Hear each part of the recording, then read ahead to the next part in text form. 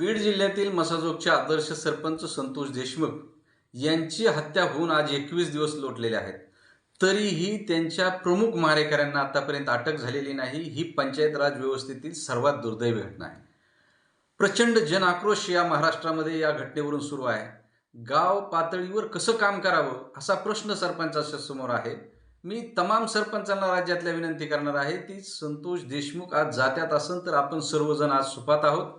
आपल्या सर्वांवर अशी पाळी येऊ शकते. त्यामुळे राज्यातले आजी-माजी सरपंच, आजी-माजी उपसरपंच यांना विनंती आहे. आज आपण राज्यभरातील ग्रामपंचायती 2 तारखेपर्यंत बंद ठेवलेल्या आहेत. ज्या जिल्ह्यामध्ये यापूर्वी ग्रामपंचायती बंद ठेवल्या होत्या तिथं त्या बंद राहणार नाहीत. परंतु प्रचंड महाराष्ट्रातल्या सगळ्या ग्रामपंचायती आज बंद होऊन एक रोष सरकारच्या विरोधात आपण सरकारला मागणी करत आहोत की संतोष देशमुखांच्या मारेकऱ्यांना तात्काळ अटक झाली पाहिजे.